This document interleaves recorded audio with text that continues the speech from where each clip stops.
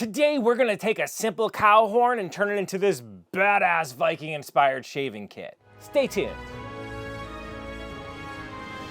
Greetings adventurers and welcome to Skill Tree, where we learn how to do just about everything.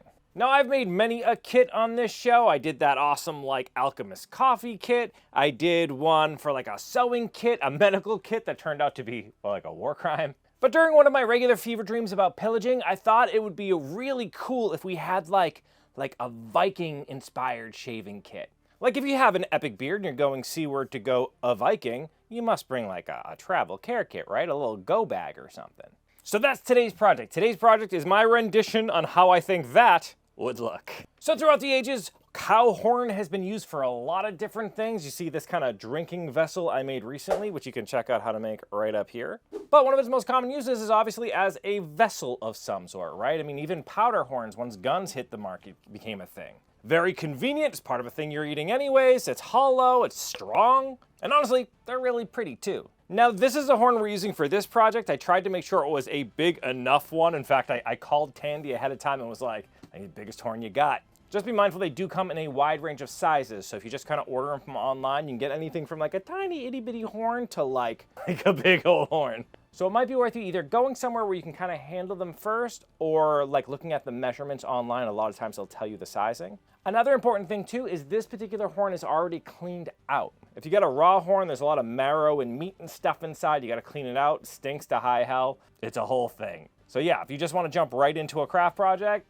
maybe don't get one of the raw ones. Now my vision for this is you're going to be able to swing the top of it open and have all of your shaving implements and stuff all stored inside. So to give myself that little door there, I just lined up my ruler about where I thought the bottom of that door should be and drew a straight line. Then I drew the vertical lines going up. There were no hard measurements in this. I was just kind of going off of vibes and where I thought that door would kind of fit. Once that was all drawn out, I brought out my Dremel and started cutting. Quick note, horn is not good to breathe in. The little fibers and stuff can stick in your lungs, it can irritate and cause you some breathing issues. During these shots where I'm cutting it, I have a fume collector above it with a filter, I have a vacuum with a filter, I have a fan on, and I'm wearing a mask. Just be prepared. If you are working with it, you probably should do it outside too. You don't want anything to do with this stuff. But if you do want to get into something that isn't going to hurt you, I recommend today's sponsor, Fume. I've mentioned it a bunch on this show. Fume is a flavored herb device, and I absolutely love mine. The way they work is they have these flavor cores inside that you can change out kind of whenever you're feeling like it. They come in just this huge variety of flavors here. I don't even think this is all of them. My favorites, by the way, are either the spearmint or the, the orange vanilla. So good. But yeah, you just kind of take the air into your mouth and you can taste whatever that flavor you put out there is. They're super well made, they feel good in the hand. They're absolutely perfect for fidgeting and that little clicky action you got going on there. And now they even sell this rubber topper accessory, so it feels better in the mouth and you kind of chew on it a little bit. Once I got mine, it quickly became part of my everyday carry. I'm always kind of fiddling with it while I work or carrying it with me. I love it and I think you'll love it too. So if you want to give it a try, just go to tryfume.com/skilltree or use my QR code and type in the code SKILLTREE at checkout to get your free topper with your journey pack. All right, where were we? Oh yeah, we just cut out the little door there. At this point, since I had all my fans set up and everything, I thought it'd be a good time to sand it smooth. You'll notice I'm doing this in water, which is just another measure to try to keep that dust down as much as possible. I started at a 400 grit and worked my way all the way up to 2000, which is how you get this really kind of smooth finish here. It was at this time that I decided to cut off the little end piece here. Here's what I'm thinking. So in this kit, I want to have my straight razor, I want to have a beard brush, some scissors, but also you have to lather up somehow before you shave, right? So I need a shaving bowl and one of the little brushes. And I thought that little tip would make a perfect handle for that little brush. I know, right? Genius. I'm super excited about this one. So I just went ahead and kind of widened the hole that was there already so it could take more bristles. Now for those bristles, I'm actually using this old brush that I have. It's seen better days and I've replaced it since, but I keep everything and I figured eventually I'd have a use for the little bristles. Today's that day, turns out. Just a heads up, if you're looking to source similar bristles, there are actually a lot of just brushes that have those bristles. I thought about using them. They're just a little bit shorter than what I was looking for. I kind of wanted to have that more kind of loose feeling. But hey, if you need some, that's a pretty good way to source a whole bunch. Now to harvest those bristles, I first held them together with an elastic so they wouldn't just go everywhere once I cut them, and then went all around the edge of them with a razor blade. But as you can see, even with them kind of bound together afterwards, the bristles were too fat to actually go back into the horn, because I want that end piece to be stored on the end where it goes, so the bristles have to go back inside. So I just used a piece of string to half these, separating them into this smaller little brush here. And to keep them together, I just put super glue on the bottom of it and hit it with an accelerator to dry it quickly. I also decided to add this string to it, gluing that into place as well. With all that together, I just dumped a bunch of hot glue in that hole and shoved the whole assembly inside. This leaves me with this fetching little brush here, which I can then wind up with that string that I attached to the bottom, tightening those bristles up enough so that they neatly fit right back into the horn. And I'm not gonna lie, I am deeply proud of how that turned out. That works really cool. Even if it was just that little brush and it was on a little hanger somewhere or whatever in my bathroom, I think that looks really cool. I don't know, this is one of those projects. I had a lot of fun with it. Okay, so next we need the actual, the door in that thing to open, right? So to do that, I figured the easiest way to do it is to just add on some of these hinges here. They're pretty, I like the vibe, though there's a problem because they are straight and the horn is curved, so it just kind of looks awkward and won't fit right. But they're also just brass, so I was able to put them against the rounded horn of my anvil and hit it with a rawhide mallet until it was the correct shape. When you're working with a soft metal like that, you want to use something like rawhide so it doesn't damage the metal or leave little dents in it.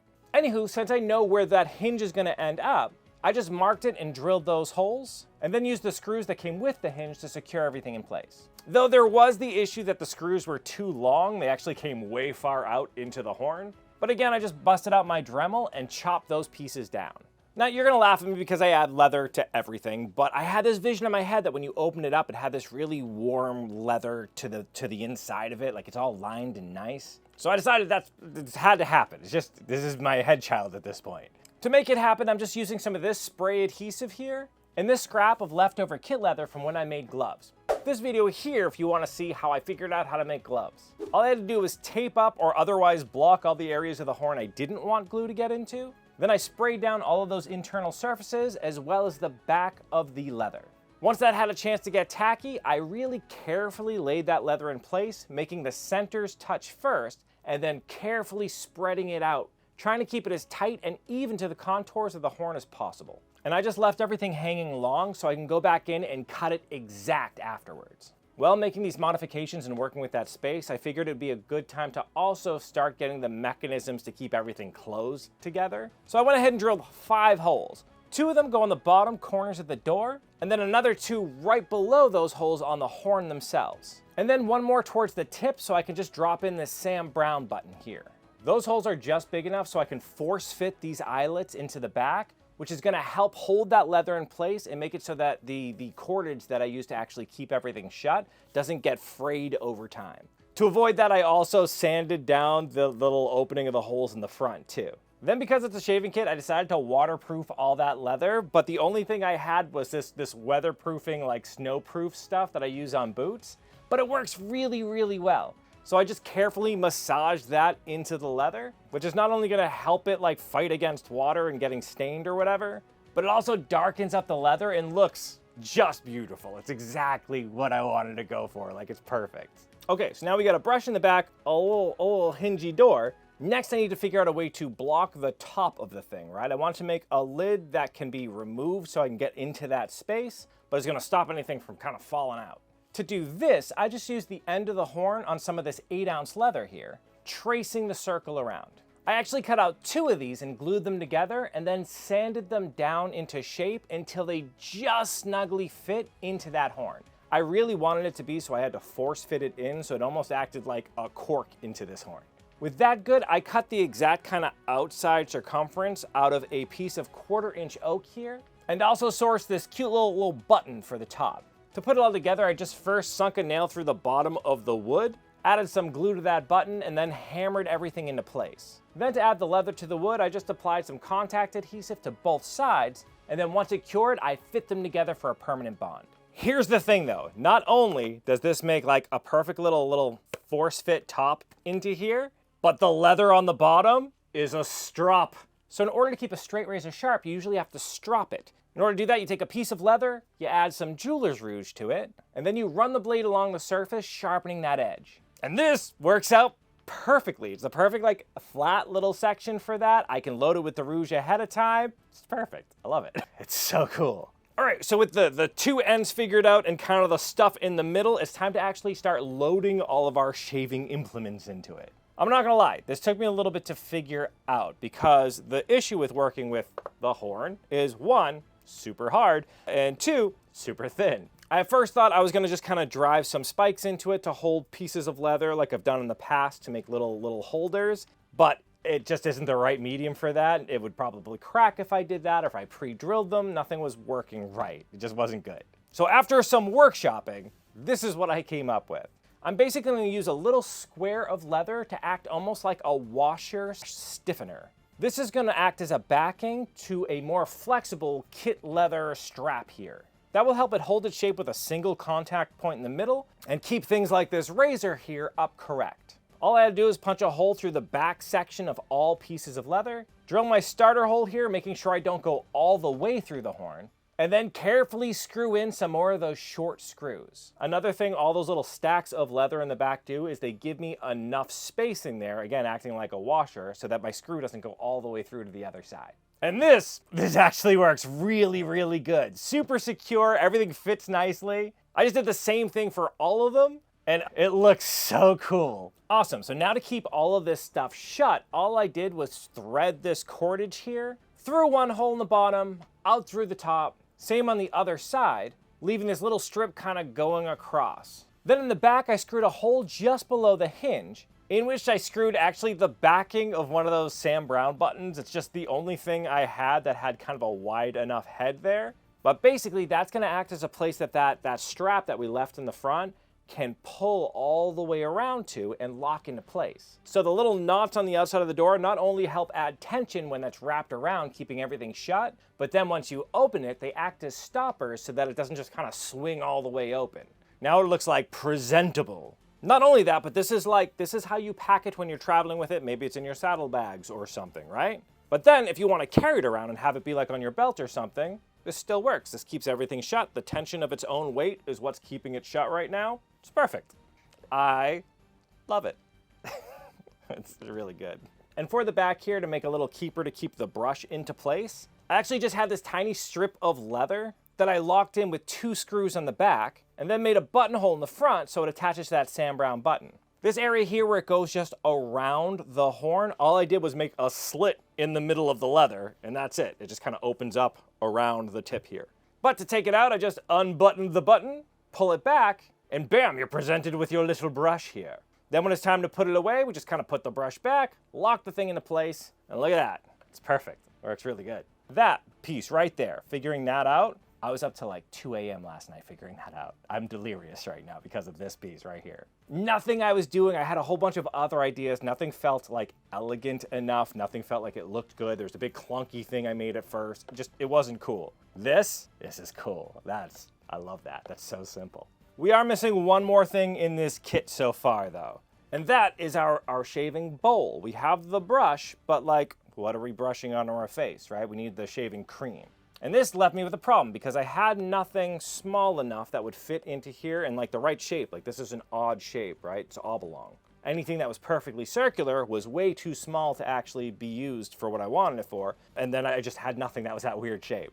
So I decided to make it. I decided to make it out of clay. Again, just super late last night. Fun story too, the clay I decided to use was like the pink Super Sculpey. It's the only one that I had, but I didn't want it to be pink, and I don't have a problem with pink. Pink's a fine color. But like even a lot of the screws in a hardware, I have so many screws that are the right size, but the wrong color for me. I have a theme going on here, and I just can't bring my brain to not stick with the theme. So I really wanted it to look almost more stoneware-y. I say this because I learned something cool. If you actually just take a little bit of black paint, I just use black acrylic paint, and mix it into that pink Super Sculpey, it turns out looking like this. It looks like stone. Really cool. I just had to kind of put it through my pasta maker a couple times here, but it got those really neat striations. I was really pleased with that actually. To make the little bowl shape itself, I just kind of shaped it around the bottom of this little paint bottle here. and then used a razor to try to cut it as perfectly flat as I could. Then I just shoved it into that horn so I could squish it to make sure the shape was right. And after I bake it and sand it, look at how cool that looks. That looks like a little stoneware bowl, and I friggin' love it. That worked out really well, swimmingly. I don't know why swimmingly became a thing, but it's how it worked. A Viking ship, you can figure it out. Although it'd be really bad at being on a ship if things are going swimmingly, I suppose. Anywho, I wanted this thing to have a lid. It has to be able to close because that soap can get kind of messy at times. But this is dead easy. All I did was add some talcum powder so that more clay wouldn't stick to it, and then carefully shaped a top so that it would fit exactly into place. But this is where I had another just insane idea last night. And that all had to do with the fact that I'm going to be trying to shave, but I have no reflective surface. I don't have a mirror in here at all, so I'm just going to be kind of winging it, and that won't look right. I'm sure of it. So I decided to make one, because of course I did. I just took this piece of brass that I had laying around, cut it roughly into the shape I needed, and then used that jeweler's rouge on some leather to polish it up until it reached a mirror finish. And this was like a perfect mirror finish. It actually worked out really, really well. I took that and pushed it into the lid so that it would have that indentation there. After I baked and sanded that, you can see the lid fits on perfectly. Nice and snug, you actually have to push it into place. And then I simply glued my little mirror into the space that I made for it. And look at it, it's my own little, it's like a little shaving compact. It's stupid, but it's really cool. The lid is like, it's force fit. You gotta work a little bit to get it off and on, which is perfect. And it just so happens that the shaving soap I have here is really easy to kind of break apart and reform. So I just kind of shoved it into the bottom. So now not only is it a cute little mirror thing, but it's got shaving soap inside of it. It's all ready to go. That's great. Some of this is insanity. I'm pretty certain a good portion of this is insanity, but I love it. And because I measured it out, it fits perfectly inside of here. It's actually like snug fit inside of here, and then is extra held in place by the pressure put on by the lid. And look at how friggin' cool this thing is. Oh my God, I love it so much. Everything has a perfect little place. It's super presentable. Its little carrying thing is awesome. Man, I love it. I love it. Look at this, ready? Ha ha ha, and then it sits. It does that. Oh, that's another thing. It sits perfectly here because that little nubbin I have on here to make the whole thing stay shut, it acts a little kickstand, like I meant to do it. I didn't even think of that. It's perfect. But does it work? Let's test it. That's right, I'm gonna shave for you right now, right here. First things first, let's make sure our razor's nice and sharp. Wonderful. Take out my implements. Got my scissors there. I got my brush. Brush out my beard a little bit. In fact, maybe before I get too far, let's just trim. Let's trim my mustache a little bit. I always have trouble right here under my nose. That's always a thing. Then I pull up my brush. Though the only thing that I don't have in this kit is water. I need water. There's so much whiskey, there's no water. I have secured water. So we wet it, we lather. Guys, look at this. Look at the lather. Look at that. I'll move closer to the camera, hold on. Look, behold my lather. Need more light, turn this. Look at that, look at that. Look at the lather. Oh, it's so good. Now this is not after a shower, so this will not be pleasant. I'll do a little bit here, a little bit here. I'll leave the neck for now. That part is harder when I haven't showered. Look at that. I'm lathered. I'm ready to shave. Clean up my line. Mirror working good. The only part I can see it having issues is where you gotta pull like your skin tight. I'd have to like lean my mirror up against something, which is actually, as far as leaning against the horn. Yeah, that would work. I could see myself. That works not bad.